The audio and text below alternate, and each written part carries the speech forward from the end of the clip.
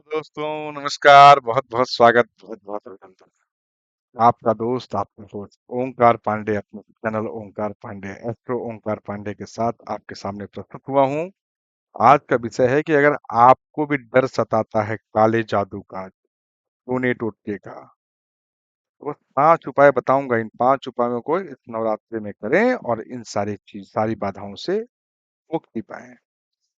चलिए, बहुत लोग हैं, बहुत साधक हैं, बहुत दुर्विचारी लोग होते हैं जो इस तरह की भावनाएं रखकर दूसरे के ऊपर कुछ ना कुछ करने का प्रयास करते हैं। तो उनसे बचने के लिए कुछ उपायों को बताऊंगा, उन उपायों को समझें। तो चलिए, विषय को शुरू करने से पहले सविनय निवेदन है, हमारे चैनल को लाइक करें, सब्सक्राइब करें, शेयर करें और अपना ढेर सारा प्यार, सहयोग, मोटिवेशन देते चलें। तो चलिए, विषय को शुरू करते हैं। बेल आइकन नोटिफिकेशन दबाना, बटन दबाना बिल्कुल ना भूलें। तो नवरात्रि में काले जादू का डर, ये आम बात है। तो नवरात्रि का पावन त्योहार जहां देवी शक्ति की उपासना का समय होता है, वहीं कुछ लोगों के मन में इस दौरान काला जादू और नकारात्मक शक्तियों का भय भी बना रहता है। धार्मिक मान्यताओं के अनुसार नवरात्रि के दौरान ऊर्जा के स्तर में बदलाव होता है, जिससे बुरी नजर या काले जादू के प्रभाव की संभावना बढ़ जा सकती है। इसीलिए इस पावन अवसर पर अपने और अपने परिवार को नकारात्मकता से बचाना बेहद जरूरी है। चलिए, उपाय बताता हूँ। पहला उपाय, सबसे सटीक उपाय, दुर्गा कवच और दुर्गा सप्तशती का पाठ करें।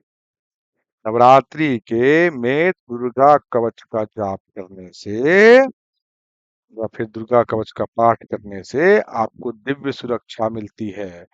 यह कवच बुरी नजर और काले जादू से बचाने में सहायता करता है। इसके साथ ही दुर्गा सप्तशती का पाठ भी अत्यंत शुभ माना जाता है, जो नकारात्मक शक्तियों को दूर भगाने में सहायक होता है। रोजाना इसका नियमित पाठ करने से मन में विश्वास बढ़ता है और नकारात्मक ऊर्जा से बचाव होता है। ये दूसरे उपाय की बात कर लें। कपूर और लौंग बहुत ही देवी माता को पसंद है। घर हो, दुकान हो, ऑफिस हो, नकारात्मक ऊर्जा को दूर करने के लिए नवरात्रि के पहले दिन कपूर और लौंग की धुनी करना बहुत प्रभावी माना जाता है। कपूर की खुशबू से वातावरण शुद्ध होता है और लौंग की तासीर से बुरी शक्तियां दूर भागती हैं। इस उपाय को अपनाकर आप अपने आसपास सकारात्मक ऊर्जा का संचार कर सकते हैं। तो बहुत छोटा सा उपाय है, कोई भी कर सकता है। कोशिश करें जो कपूर हो, अगर देव सैनी कपूर मिल जाए, देसी कपूर जिसे बोलते हैं, तो आप उसका इस्तेमाल करें। उसकी सुगंध वातावरण में बहुत अच्छी तरीके से फैलती है। चलिए, तीसरे उपाय की बात करते हैं। तीसरा उपाय है माँ कालरात्रि की विधि पूर्वक पूजा करें। नवरात्रि के 7वें दिन माँ कालरात्रि की पूजा का विशेष महत्व है। यह देवी बुरी शक्तियों और काले जादू से सुरक्षा प्रदान करती हैं।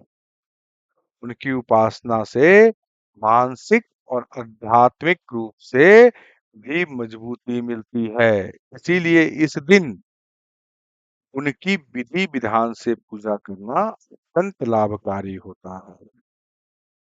इस चौथे उपाय की बात करते हैं। प्रवेश द्वार पर एक पारंपरिक उपाय है, इसको बिल्कुल कर ही लीजिए। घर के मुख्य द्वार पर काजल और जो चूना जो होता है, जो पान में लगता है चूना, उसको मिलाकर एक टीका बना लीजिए। तो उसको दोनों को, चूना और काजल को दोनों को मिक्स कर लीजिए। तो और उसका टीका लगाने की प्राचीन परंपरा है। काला जादू और बुरी आत्माओं से बचाव के लिए की जाती है। इसके अलावा नींबू मिर्ची के गांठें को दरवाजा पर लटकाने से भी नकारात्मक ऊर्जा प्रवेश नहीं कर पाती। छोटे छोटे उपाय घर को सुरक्षित करने में मददगार साबित होती हैं। चलिए पांचवें टोटके की बात करते हैं। टोटका नहीं, उपाय ही समझ लीजिए। सकारात्मक माहौल और नियमित स्वच्छता बनाए रखें। घर का वातावरण सकारात्मक बनाने के लिए मंत्र जाप जैसे ओम ऐं ह्रीं क्लीं चामुंडाय विच्चे या अपने कुल देवी के मंत्र का जाप करें। इसके साथ ही रुद्राक्ष धारण करना भी नकारात्मक ऊर्जा से सुरक्षा प्रदान करता है।